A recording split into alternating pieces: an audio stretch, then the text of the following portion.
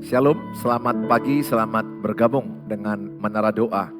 Kami di sini dengan senang hati bersama-sama dengan saudara berdoa untuk pernikahanmu, berdoa untuk keluargamu, berdoa buat anak-anakmu. Kami senantiasa lewat Menara Doa membela setiap keluarga yang sedang proses yang berat mereka alami, pertengkaran, pertikaian, bahkan ada yang sedang menuju pengadilan mau bercerai. Kami di sini adalah utusan Tuhan Yesus untuk membela pasangan-pasangan jangan sampai ada yang bercerai. Iman kami, doa kami. Kalau setiap gembok ada kuncinya, maka setiap persoalan pernikahan pasti ada kuncinya. Pasti ada solusinya, pasti ada jawaban. Dan jawaban itu adalah di dalam Tuhan Yesus Kristus.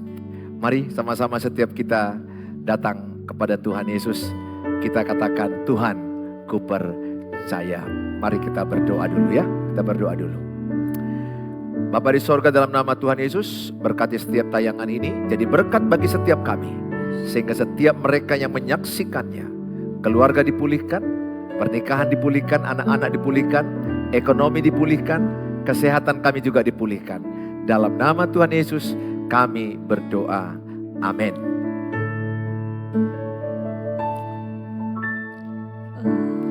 Kaulah jawaban di setiap doaku saat ku menyembah, Rohmu bekerja. Engkaulah jawaban.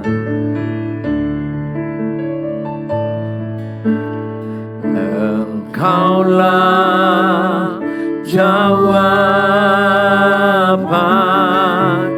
di setiap doaku saat ku menyembah, Rohmu bekerja. Tuhan, ku percaya, Tuhan, ku percaya, kuasa-Mu sempurna saat ku berdoa, kuasa-Mu bekerja. Engkaulah jawaban. Engkaulah jawaban di setiap doaku saat ku menyembah, Rohmu bekerja. Tuhan, ku percaya, kuasa-Mu sempurna saat ku berdoa, kuasa-Mu bekerja. Tuhan, ku percaya, Tuhan, ku percaya, kuasa-Mu sempurna saat ku berdoa, kuasa-Mu bekerja. Tuhan, ku percaya, Tuhan, ku percaya, kuasa-Mu sempurna saat ku berdoa,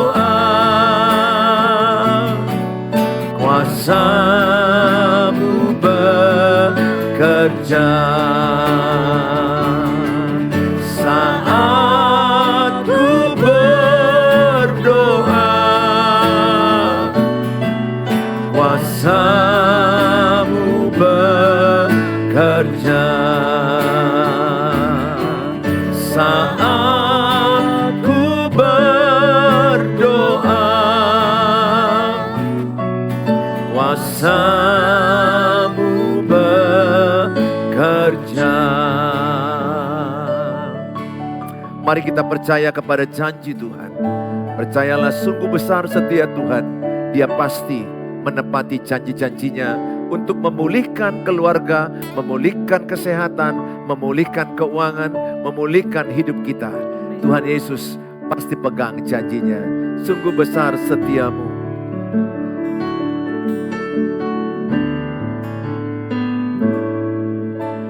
Sungguh besar setiamu, Kau nyatakan bagiku. Kau Bapa yang selalu mengerti. Kau Bapa yang selalu mengerti isi hatiku. Kemuliaan-Mu, kemuliaan-Mu Kau janjikan. Aku tetap percaya, ku percaya janji-Mu ajaib, terukir dalam kehidupanku. Ku berserah di dalam kekuatan-Mu. Hanya Kau segalanya bagiku. Ku percaya janji-Mu ajaib, terukir dalam kehidupanku. Ku berserah di dalam kekuatan-Mu. Ku percaya.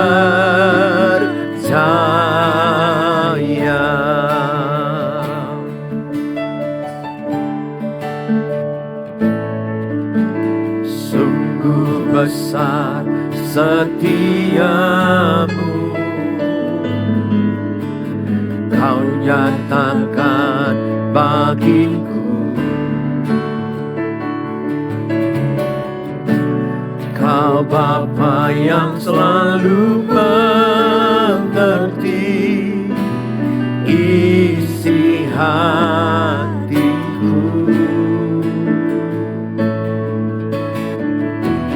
Kemuliaan-Mu Kau janjikan.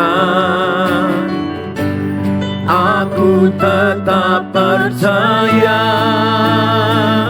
ku percaya janji-Mu ajaib, terukir dalam kehidupanku.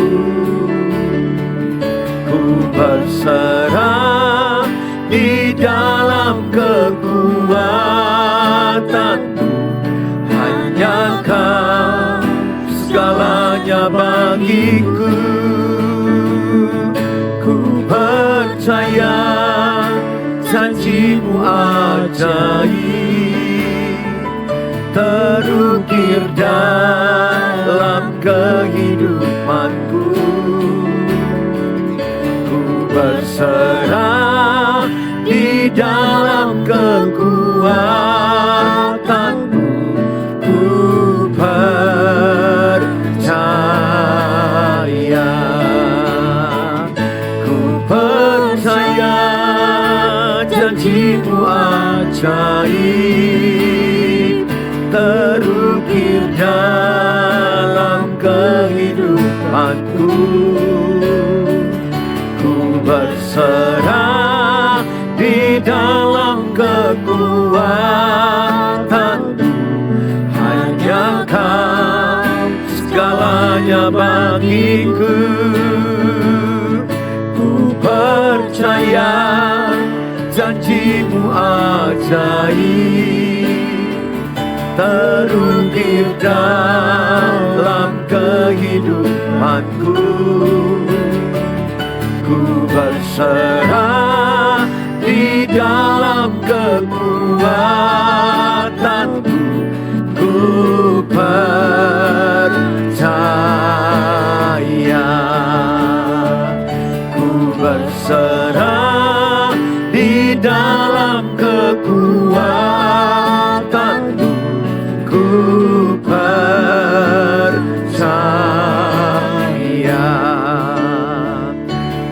berserah di dalam kekuatan-Mu,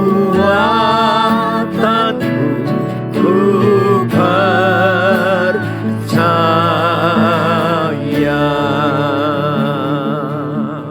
Mari sembah Tuhan, kami berserah, kami berserah kepadamu Tuhan, kepada kekuatan-Mu kami berserah, kami berserah, kami berserah pada kekuatan-Mu, kami berserah pada kekuatan-Mu Tuhan, kami berserah, kami berserah, kami berserah dalam rencana-Mu, dalam kekuatan-Mu. Kami percaya di saat kami berdoa, Engkau bekerja, Engkau bekerja dengan cara-Mu. Di saat kami berlutut berdoa, Engkau bekerja Tuhan. Engkau lebih hebat dari cara manusia. Kami percaya, kami percaya.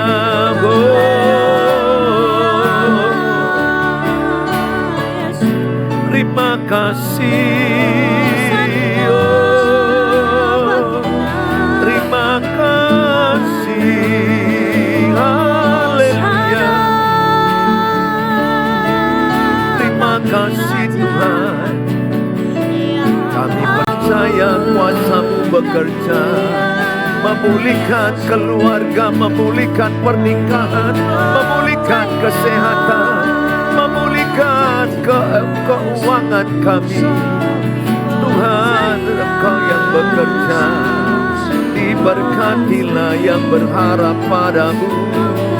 Terima kasih, terima kasih Tuhan, terima kasih Yesus. Kala kita mencari Tuhan, akan ada damai. Di saat Bapak Ibu dalam kesusahan, carilah Tuhan, pasti ada kedamaian. Saat engkau jalan buntu, saat engkau letih, carilah Tuhan, pasti ada kedamaian dan ada hikmat, ada solusi dalam doa. Kala ku cari damai, kala ku cari damai, hanya ku dapat dalam Yesus. Kala ku cari ketenangan, hanya ku temui di dalam Yesus. Tak satu pun dapat menghiburku, tak seorang pun dapat menolongku. Hanya Yesus jawaban hidupku.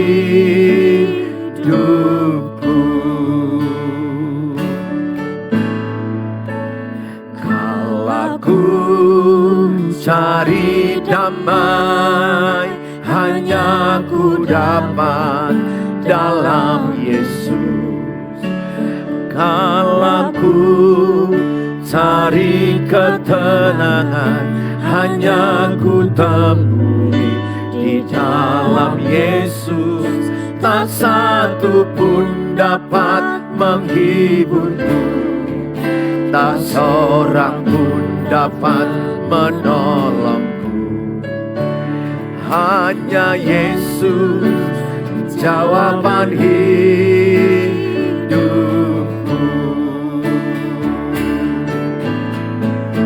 Bersama Dia hatiku damai, walau dalam lembah kekelaman.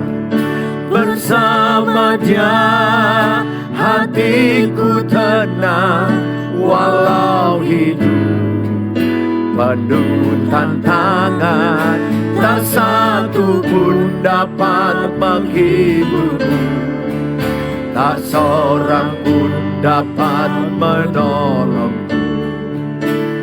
Hanya Yesus jawaban hidupku. Hanya Yesus, hanya Yesus jawaban hidupku.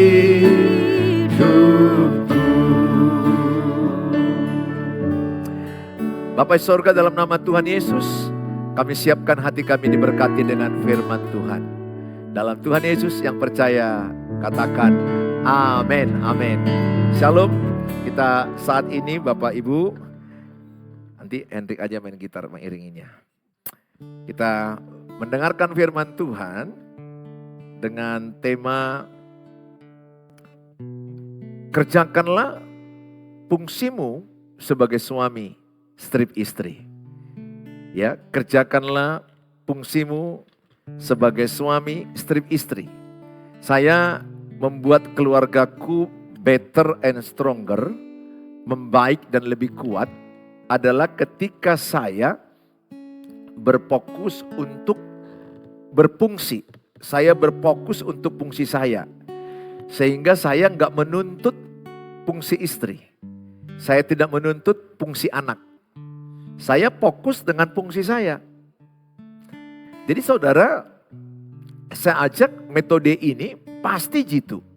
Menyelesaikan konflik rumah tangga yang gak perlu ada konflik atau pertengkaran. Tidak perlu lagi, menurut saya tidak perlu bagi saya ya. Kalau kita masing-masing mengerjakan fungsi kita masing-masing. Yang sering menjadi pertengkaran adalah ketika suami menuntut istri melakukan fungsinya. Dan istri membalas menuntut suami melakukan fungsinya. Orang tua menuntut anak-anak melakukan fungsinya. Anak-anak menuntut orang tua melakukan fungsinya. Akibatnya apa? Yang ada dalam keluarga itu adalah saling menuntut dan akibatnya kacau. Dan akibatnya masalah besar dalam rumah tangga. Ingat, menuntut itu adalah toksik. Menuntut itu tidak baik dalam rumah tangga. Menuntut itu tidak metode yang bagus. Itu toksik. Tetapi nggak salah kita menerangkan, menjelaskan, mengharapkan. Itu di waktu yang tepat, komunikasi yang tepat, di tempat yang tepat, intonasi yang tepat, cara yang tepat. Maka kita bisa mengharapkan, kalau bisa mama maunya bangun lebih awal supaya bisa masak, menyediakan makanan. Istri bilang juga kalau bisa papa punya waktu juga bersihkan mobil, ganti bola lampu. Orang tua berharap anak-anak kalau bisa spraynya masing-masing bersihkan, rapikan. Kamar masing-masing rapikan.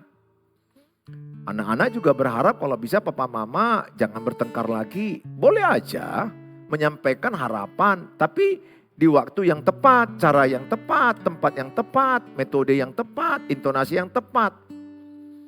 Saudara, maka saya mengajak kerjakanlah fungsimu aja. Sebagai suami, kalau yang mendengar ini saya tebak banyak istri ya.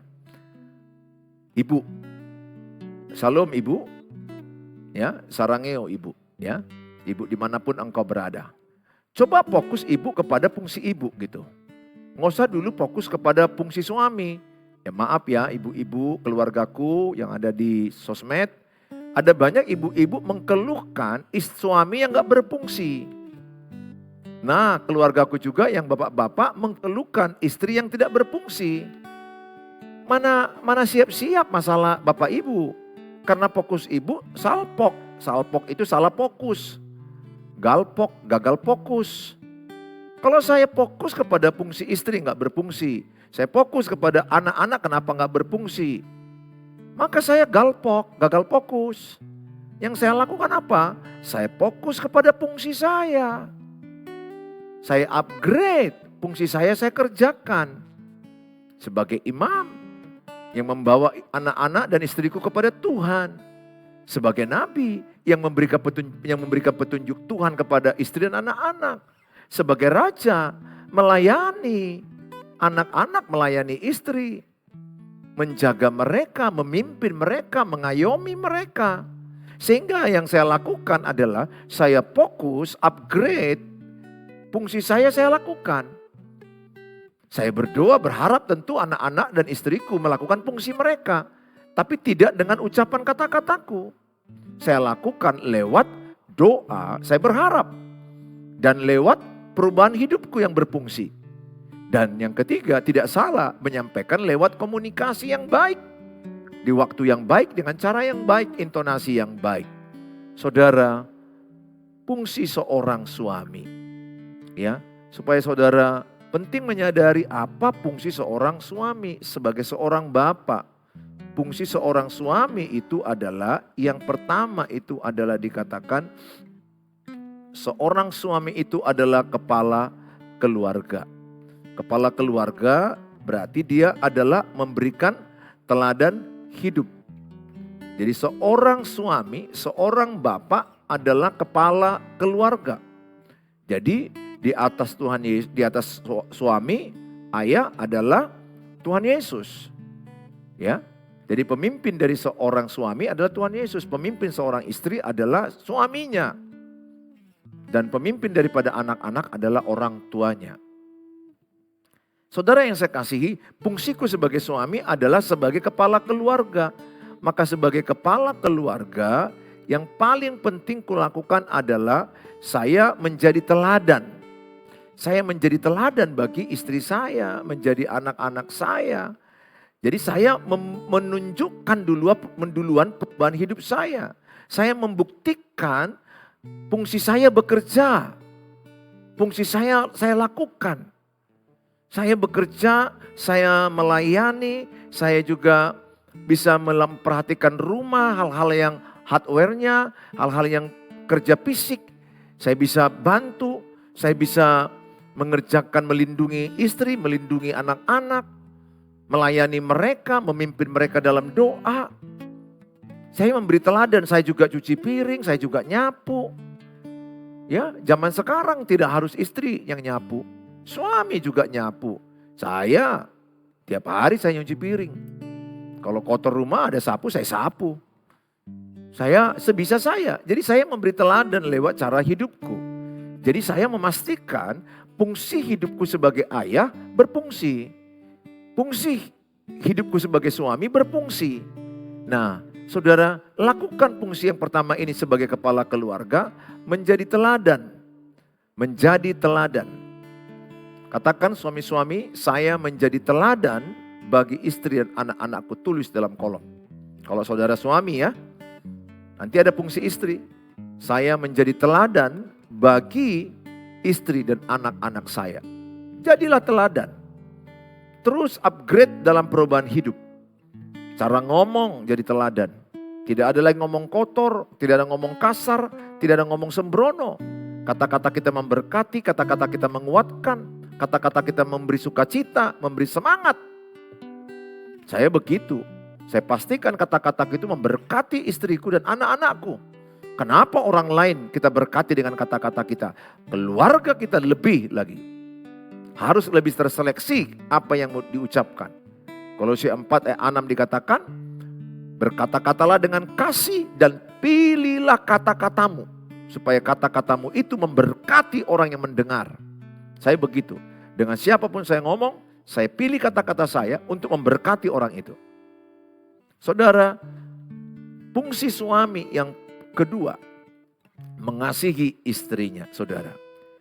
Dalam kitab Efesus 5 ayat yang ke-25, hai suami, kasihilah istrimu sebagaimana Kristus telah mengasihi jemaat dan telah menyerahkan dirinya baginya.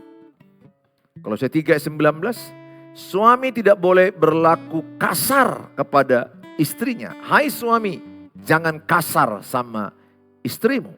Itu Kolose 3 ayat 19. Jadi kalau Efesus 5 ayat 25, fungsi saya disuruh Tuhan Yesus mengasihi istri. Mengasihi artinya apa? Berkorban. Jadi saya harus rela berkorban karena saya mengasihi istri. Berkorban nyawa kata Tuhan Yesus. Sebagaimana Kristus mengasihi jemaat, berkorban rela mati kepada jemaat, demikianlah suami rela mengorbankan nyawanya untuk istrinya dan anak-anaknya. Berkorban nyawa bahkan.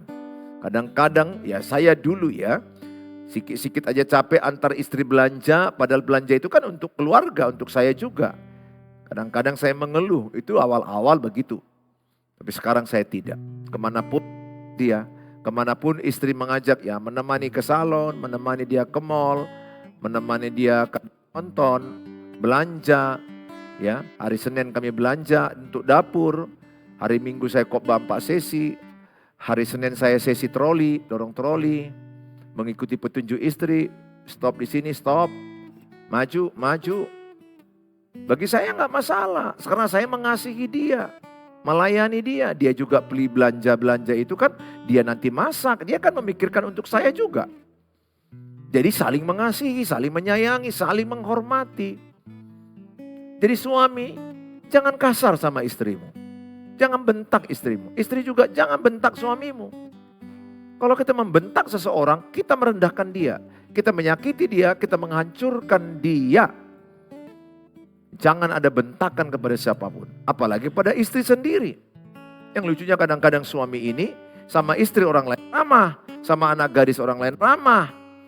Sama istrinya sendiri dibentak, dimaki, dimarahi, dipukul. Saya lihat tadi di Instagram. Masih baru pernikahan. Suaminya masih dalam wedding. Dalam pesta pernikahan itu. Wah, dia pukul itu istrinya. Viral. Dia tampar istrinya. Wah, darah saya juga gor-gor. Terasa mendidih hati saya. Kok bisa begini ini laki-laki. Dan itu adalah true story. Ada suami yang tampar istri saat pesta pernikahan loh. Wah, saya juga menjumpai beberapa istri-istri ditampari oleh suaminya. Ya Tuhan, ampunilah para suami ini. Saya sedih sekali. Harusnya kan suami itu mengasihi, melindungi, melayani, mengayomi. Tapi ada suami yang membentak, menunjang, menampar, meludahi. Itulah akibat salah memilih. Pada waktu menikah, temperamennya nggak kelihatan. Ternyata dia punya masa lalu yang terluka.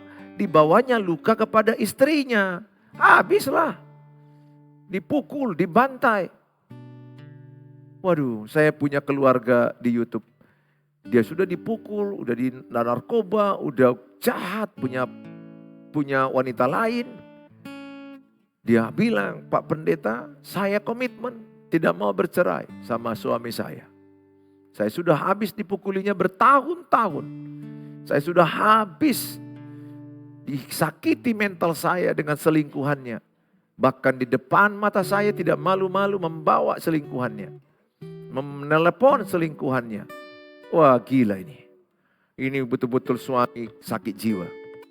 Ingat ya, perselingkuhan itu adalah orang sakit jiwa. Jadi yang melakukan perselingkuhan adalah orang-orang yang sakit jiwa. Jiwanya gak sehat. Kalau jiwanya sehat, gak mungkin dilukainya anak-anaknya. Katakanlah dia benci sama istrinya. Tapi tindakan perselingkuhan adalah menyakiti anakmu sendiri. Sekaligus istrimu, dirimu, dan keluarga besarmu. Pesanku sama saudara, mari sama-sama bangkitlah jadi suami yang mengasihi istri. Itu fungsi yang penting, mengasihi. Menjadi teladan, mengasihi. Love is sacrifice. Jadi carilah suami yang mau berkorban. Bahkan berkorban nyawa untuk istrinya. Untuk anak-anaknya. Lebih baik kau ketemu, sampaikan sama anak gadismu. Sampaikan sama anak gadismu. Sampaikan khotbah ini sama anak gadismu, ibu. Ini penting. Lebih baguslah anak gadismu menikah dengan orang miskin. Atau orang yang tampangnya tidak keren, tidak ganteng. Atau ekonominya pas-pasan, tapi kerja ya. Karena gak boleh menikah dengan suami pengangguran, gak boleh. Alkitab larang itu. Karena dia harus wajib memenuhi nafkah istri anak-anaknya. Menikahlah anak-anak gadismu dengan laki-laki yang takut akan Tuhan, yang mengasihi dia, yang menyayangi dia, yang mau bekerja keras, yang melindungi dia. Meskipun ekonominya mungkin susah, katakanlah miskin, atau mungkin tidak sarjana hebat, atau katakan dia tidak ganteng. Tapi kalau dia takut akan Tuhan, dia akan bekerja keras, harta bisa dicari. Daripada engkau menikahkan anakmu dengan orang kaya, dengan dokter hebat, tapi sakit jiwa. Main pukul sama anak putrimu, main pukul sama anak gadismu. Mau jadi apa? Kalau anak kita dipukuli orang lain. Saya berkata kepada saudara, hati-hati memilih menantu. Dalam memilih menantu harus terlibat orang tua. Terlibat orang tua untuk melihat kriteria menurut Alkitab. Jangan di luar Alkitab. Jangan menentukannya karena suku. Jangan karena kaya, karena pendidikan, jabatan. Itu di luar Alkitab. Sesuai Alkitab, seiman, sepadan, takut akan Tuhan, orang jujur, orang yang berkarakter, bekerja rajin. Nah, itu sesuai. Setia. Cari suami yang mengasihi.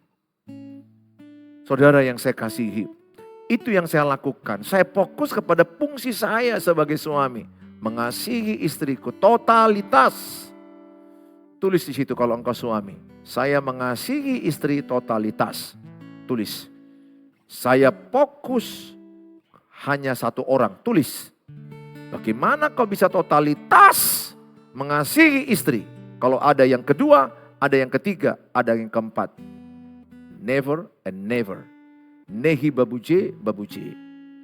Kapiare ketumbar. Tidak akan bisa seorang suami fokus mengasihi istri kalau ada perempuan lain, perempuan lain, perempuan lain. Saya aja satu orang fokus nggak mudah. Nggak mudah. Untuk fokus satu orang saya nggak mudah. Berjuang, berusaha. Mana lagi kalau ada istriku kedua, istri ketiga, atau simpanan kedua, simpanan ketiga. Distract, hancur. Saya katakan, bersyukurlah menjadi anak Tuhan Yesus. Yang menyuruh kita menikah dengan satu orang saja. Setia sampai maut memisahkan, sampai kematian. Tanamkan itu. Tanamkan. Walaupun sudah banyak yang merusak. Di mana banyak orang yang gampang bercerai. Generasi sekarang sedikit bertengkar mau cerai. Sedikit bertengkar mau cerai. Mamanya pun ikut bodoh. Mamanya yang bilang, kalau bertengkar kau nggak aman kau di situ, di sini aja. Ke rumah, baliklah anakmu. Hancur. Jangan, biar mereka menghadapi masalah rumah tangga mereka sendiri. Kecuali kalau udah dipukul, itu oke. Aku setuju. Kalau sudah dipukul, orang tua wajib turun. Atau kalau ada laki-laki lain, ada perempuan lain, orang tua wajib turun. Karena itu udah masalah serius. Itu wajib turun. Saudara yang saya kasihi. Saya berdoa, suami berfungsilah engkau mengasihi istri. Itu yang saya lakukan. Saya mengasihi istri saya tidak mau kasar kepada istri saya. Ya, jangan sama istri orang lain bapak ramah, sama istrimu kau kasar. Betapa jahatnya hidupmu. Istri yang menemanimu kalau sakit, istri yang menemanimu kalau engkau cedera, tabrakan, lumpuh, stroke.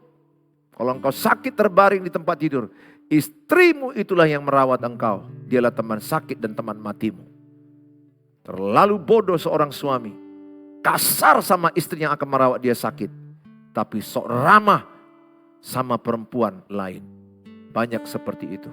Kadang banyak suami ramah sama ibu-ibu lain. Ramah sama istri orang lain. Ramah sama anak gadis lain. Sama suami istri sendiri. Kasar dan jahat. Saudara, seorang suami disuruh Tuhan Yesus yang ketiga. Hidup bijaksana dan menghormati istri. Jadi istri pun perlu dihormati. Istri juga menghormati suami. Saling mengasihi, saling menghormati, saling menyayangi, saling setia, saling melayani. Itu adalah perintah Allah. Hidup bijaksana dan menghormati istri. 1 Petrus 3 ayat 7 dikatakan adalah, hai suami, hiduplah bijaksana dengan istrimu. Demikian juga kamu, hai suami. Suami, hiduplah bijaksana dengan istrimu. Di baris terakhir dikatakan adalah, berikutnya saya bacakan ya. Sebagai kaum yang lebih lemah, hormatilah mereka sebagai teman pewaris dari kasih karunia, yaitu kehidupan, supaya doamu jangan terhalang. Lihat, suami yang kasar sama istrinya, suami yang menyakiti istrinya, doanya terhalang. Akan banyak malapetaka dialami dia. Saya sudah lihat itu. Ibu, kalau suamimu jahat samamu, ibu libatkan aja Tuhan. Tuhan yang berperkara sama suamimu. Dua pilihan dia. Pulang baik karena sadar bertobat, atau Tuhan menghajar dia dengan cara Tuhan. Saya jumpai ada suami yang kecelakaan.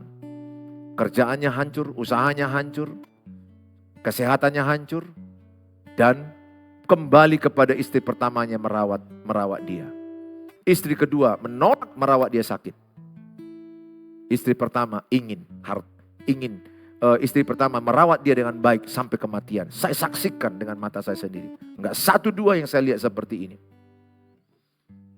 Istri pertamamu itu yang akan merawatmu sakit. Percaya saya katakan. Istri kedua, istri ketiga, keempat. No.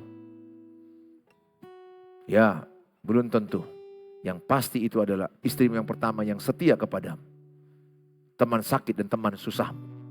Saudara yang saya kasihi, kirimkan link YouTube ini kepada anak-anak gadismu, kepada menantumu, supaya mereka punya wawasan tentang pernikahan.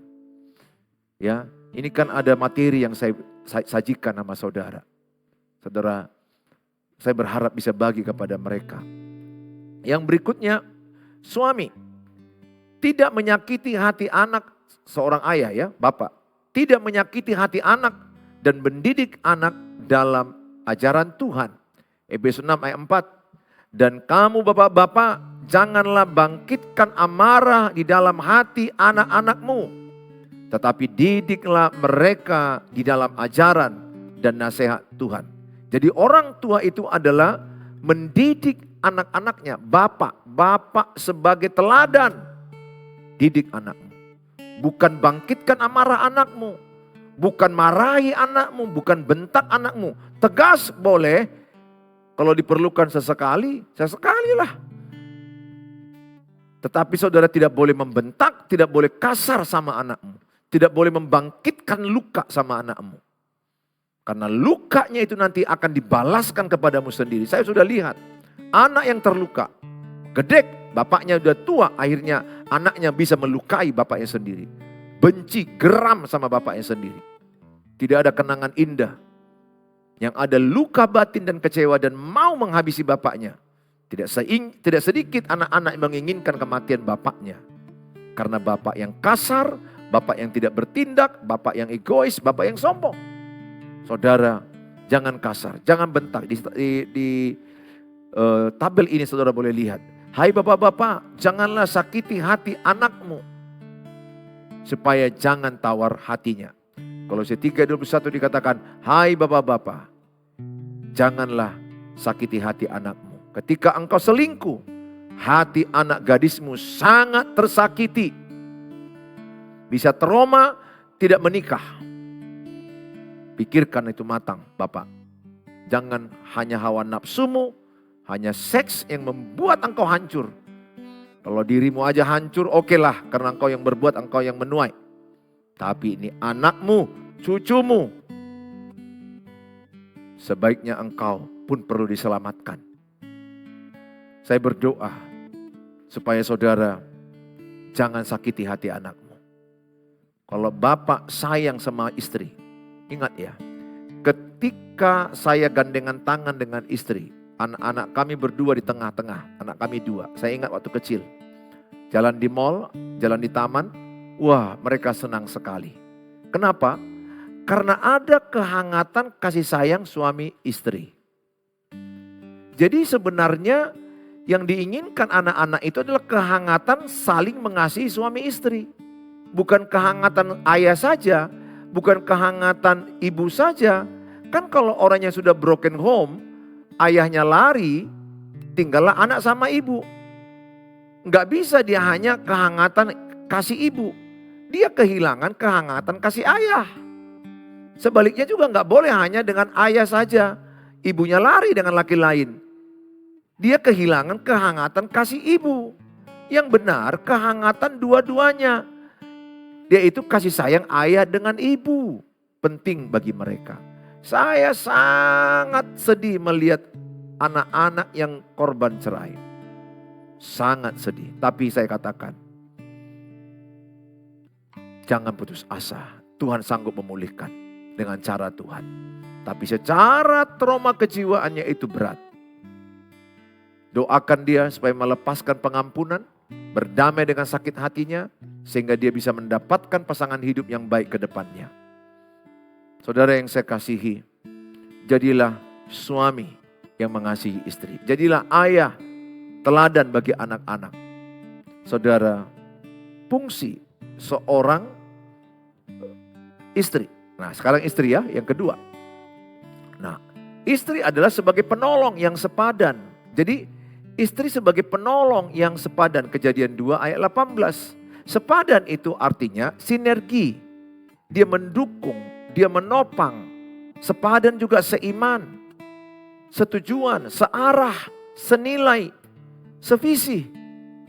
Dia menyokong suaminya. Di balik kesuksesan suami ada istri yang hebat. Jadi saudara, istri adalah penolong. Istri, hormati suamimu, jangan bentak. Walaupun pendapatannya lebih sedikit. Walaupun mungkin nalar logikanya lebih rendah, IQ-nya lebih rendah. Tetap istri menghormati suami. Hormati suamimu sebagai penolong. Penolong kepada suamimu untuk dia lebih maju, lebih hebat. Saudara yang saya kasih, tidak sedikit juga istri yang membentak suaminya. Merendahkan suaminya. Mengkau-kaukan suaminya. Mentelunjuk-telunjukkan jarinya kepada suaminya. Banyak. Istri tulis dalam kolom caption, saya penolong bagi suami saya. Tulis dalam caption, saya penolong yang sepadan. Tulis dalam caption, saya penolong yang sepadan bagi suami saya.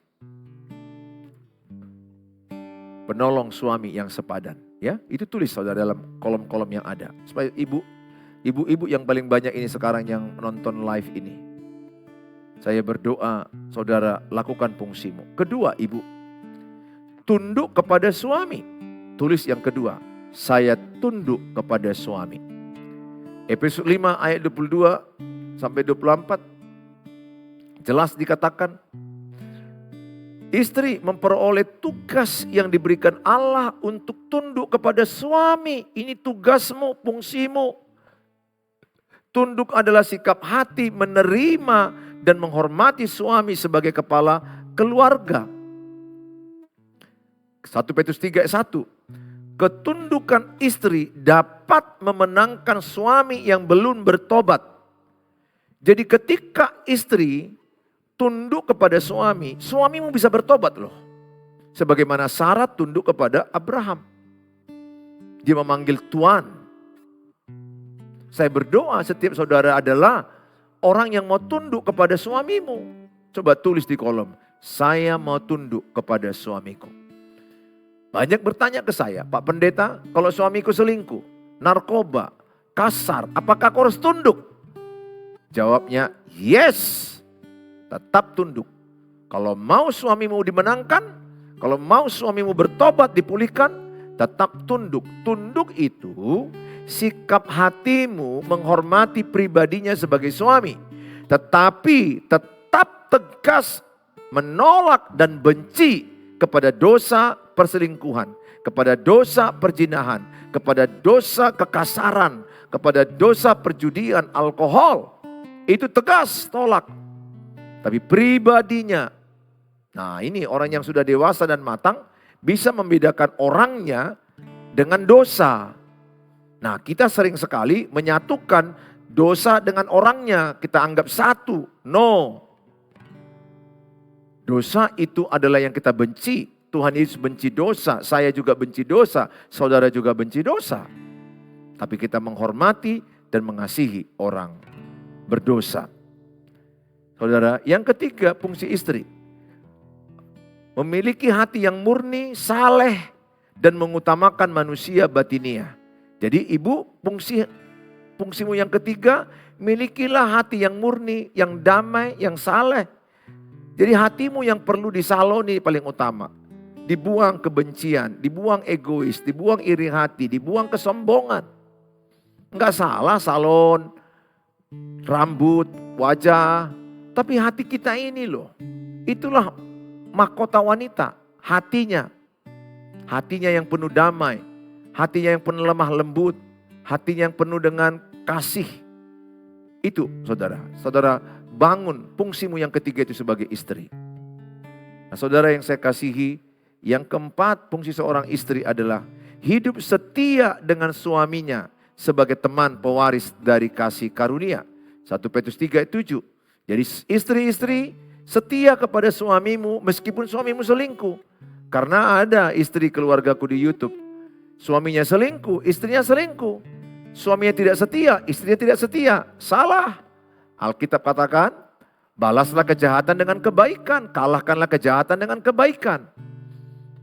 Ditampar pipi kanan, kasih pipi kiri. Pesan saya sama saudara. Kalau pasanganmu tidak setia, engkau tetap setia. Kasihilah pasanganmu. Saudara yang saya kasihi, jadilah istri yang setia. Ketika suamimu kerja keluar kota ke Jakarta 6 bulan, ke Kalimantan 3 bulan, engkau ada di satu daerah, setia. Batasi, lebih bagus tegas sama laki-laki yang mau curhat-curhat, no. Dan ibu juga jangan mau curhat dengan laki-laki lain. Kalau sudah curhat, dan saudara aman dengan curhat itu nyaman, saudara sudah maju satu langkah ke arah perselingkuhan. Tinggalkan itu Bapak Ibu. Nah, fungsi anak-anak. Fungsi anak-anak adalah hormat terhadap orang tua. Kejadian Keluaran 20 ayat 22. Anak-anak yang hormat kepada orang tua adalah anak-anak yang menyenangkan orang tuanya. Senangkan orang tuamu. Jadi fungsi seorang anak itu, saya masih ada mama, saya menghormati dia, udah kurang ingat lagi, udah banyak pikunnya. Saya menghormati dia, saya mencium dia, saya membeli sesuatu, saya memberikan uang saya untuk pengobatan, saya menghormati dia. Menyenangkan hati dia, apa yang bisa dia terima di sisa hidupnya. Percayalah orang yang menghormati orang tua, yang taat kepada orang tua, panjang umur dan sukses di bumi. Itu janji Alkitab. Engkau panjang umur dan sukses di bumi dan berbahagia. Taat terhadap orang tua. Mari kita berdoa. Bapa di sorga, dalam nama Tuhan Yesus, kami membawa sekali lagi keluarga-keluarga yang sudah mendengarkan firman Allah.